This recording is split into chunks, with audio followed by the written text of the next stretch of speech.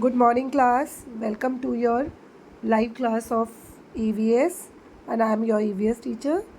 Children, I hope you all have understand which I had been sent yesterday, the first part of this chapter, chapter number 6, dignity of labor.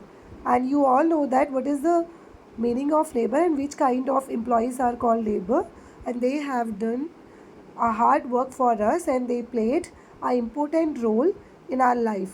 Okay, so now we are in the second part of this chapter, dignity of labor. Before starting that part, I want to explain the meaning of dignity. Beta, dignity means the specific respect.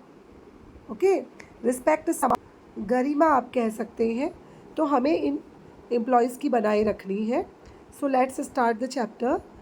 Shanti is a sweeper. She cleans the roads and drains. She goes from house to collect household garbage. Shanti एक sweeper है, जैसे आप लोगों के यहाँ भी आते होंगे स्वीपर्स. जैसे आजकल तो मोदी जी ने कूड़ा गाड़ी की व्यवस्था की हुई है, इसमें भी आते हैं जो आपका हाउस होल्ड गार्बेज ले जाते हैं. So we should give them respect and gratitude. Okay, ये नहीं कि हम उन्हें बिल्कुल घृणा से देखें या बिल्कुल बेकार तरीके से देखें. No, that is not good. Okay, तो ऐसी शांति भी एक स्वीपर है जो कि रोड क्लीन करने का काम, गड्ढों वगैरह को भरने का काम करती है. एंड डोर टू डोर हर घर में जाके गार्बेज कूड़ा कलेक्ट करती है. She goes to work in every early morning.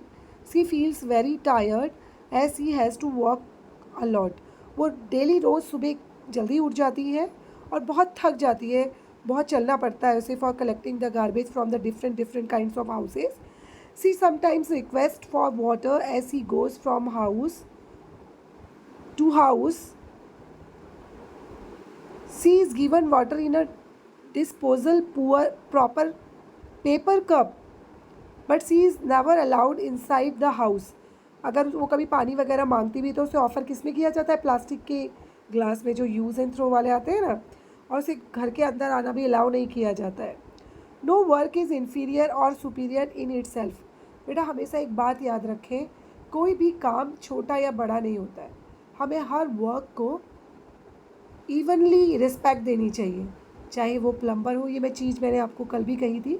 And always apply that thing in your life if you want to be a great guy या great person in your life. Okay, so it is absolutely wrong to consider any work as higher or low. जैसे बहुत सारे लोग हैं बड़े बड़े जो higher post में होते हैं, लोग उनको बहुत ज़्यादा रिस्पेक्ट देते हैं, सर सर मैम मैम करके बात करते हैं. अगर कोई पियोन या कोई स्वीपर मिल जाए तो उसको बड़े बुरी तरह से ट्रीट करते हैं. That is not good. If you are a ideal person, you have to give the proper weightage to both. बराबर सम्मान आप दोनों को देंगे. ओके, एंड अब देखिए, all work specially physical work is defined as labour. Mostly जो physical work करता है अपनी बॉडी से, हाथ से, पैर से ज़्यादा काम करते हैं और ज़्यादा फिजिकली टायर्ड रहते हैं, उन लोगों को लेबर कहा जाता है. People who do physical labour may not be as educated as them, but they too possesses a lot of knowledge about their field of work. May be वो नॉलेजेबल नहीं होते हैं, एजुकेटेड नहीं होते हैं, लेकिन फिजिकल वर्क करते करते अपने फील्ड का उन्हें बहुत नॉलेज हो जाता है. They work very hard to earn money and look after their families. वो बहुत हार्ड वर्क करते हैं अपनी फैमिली की देखभाल के लिए. Most of these people try to educate their children and send them to good schools as they can live respectable life. और इनमें से बहुत सारे तो ऐसे होते हैं जो इतनी मेहनत करने के बाद भी अच्छे अच्छे रेपुटेड स्कूल में अपने बच्चों को भेजते हैं ताकि उनकी लाइफ रिस्पेक्टफुल हो. The work it self is a dignity.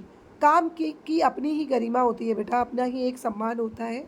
And dignity of labour is the respect we show for all kinds of job. तो अगर हम लेबर्स को सम्मान देते हैं तो ये दिखता है कि हम हर जॉब को कितना सम्मान देते हैं, without regarding any job superior और इन्फीरियर. तो हमें हमेशा किसी भी जॉब को छोटा या बड़ा देखकर रिस्पेक्ट नहीं देनी है, इक्वल देखकर करनी है. इन his ashram, Mahatma Gandhi and the other inmates did all kinds of work with their own hand, sweeping, cleaning, washing or disposal of waste. I think you all know that who was Mahatma Gandhi. Mahatma Gandhi is called the father of the nation and only one personality which gained that title. उनसे पहले भी किसी ने ये title नहीं gain किया और ना ही बाद में. उन्हें महात्मा कहा जाता because of their work only. इसलिए नहीं कि वो बहुत बड़े अहदे में थे या बहुत रिच थे या कुछ ऐसा कुछ खजाना था उनके पास. ओनली इसलिए उनको इतना रिस्पेक्ट दिया जाता है क्योंकि उन्होंने बहुत काम किया था, हर पर्सन के लिए सबको इक्वली ट्रीट किया था और अपने देश के लिए बहुत सारे सैक्रिफाइसेस दिए थे. तो महात्मा गांधी जिस आश्रम में रहते थे वो हर काम को करते थे. ठीक है, स्वीपिंग करना, इवन अपना टॉयलेट भी खुद साफ़ करते थे वो. ठीक है, स्वीपिंग करना, क्लीनिंग करना, वॉशिंग करना.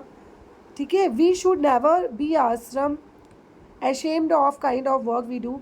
हमें इसीलिए जब वो इतने महान लीडर थे तब भी हेजिटेट नहीं होते थे, तो हम लोग तो फिर बहुत छोटे हैं ना, तो हमें भी किसी काम में शर्म महसूस नहीं करनी चाहिए. We should always respect and love our work and the work other people are doing. हमें अपने काम को भी उतना ही सम्मान देना चाहिए और दूसरों के काम को भी उतना बराबर सम्मान देना चाहिए. Our work becomes undignified if it is done in wrong way and by unfair means. Similarly, our work becomes dignified if it is done loyally and by honest means. कोई भी वर्क को हम अच्छे से डिग्निफाई तभी कर पाते हैं जब हम उसे इक्वली ट्रीट करते हैं और ईमानदारी से करते हैं.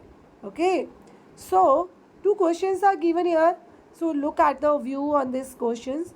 Who do you think deserves more respect? A dishonest officer in a big office or a hard working and honest sweeper? आप बताइए. एक बहुत बड़ा अधिकारी है लेकिन वो बहुत ज़्यादा करप्ट है, भ्रष्ट है और आपकी बात नहीं मानता है, बिना किसी लेन देन के काम ही नहीं करता है. उस अधिकारी को आप ज़्यादा पसंद करेंगे या एक ईमानदार स्वीपर को जो डेली अपना काम बड़ी ईमानदारी से करता है, रोज़ समय पर आता है और कभी क्रॉस आंसरिंग नहीं करता है? किसे ज़्यादा आप रिस्पेक्ट देंगे? In my view, I think I will give the respect to the sweeper because he is very loyal and honest in his field. ठीक है, in the place of that high position officer. Okay, so judge the work, not the person. काम को जज करना है हमें, ना कि पर्सन को, ना उसके ओहदे को. Learn the favorite bhajan of Gandhi ji, वैष्णव जन तो तेने कही जी एंड रघुपति राघव राजा राम. ये दोनों ही भजन महात्मा गांधी के बहुत ही फेमस भजन है, अगर आपने सुने होंगे तो. नहीं तो इन दोनों भजन को आप सुनना, इनका बहुत ही अच्छा मीनिंग है. रघुपति राघव राजा राम, सबको सन्मति दे भगवान. ये भजन आपसे तो आप बहुत फेमिलियर होंगे.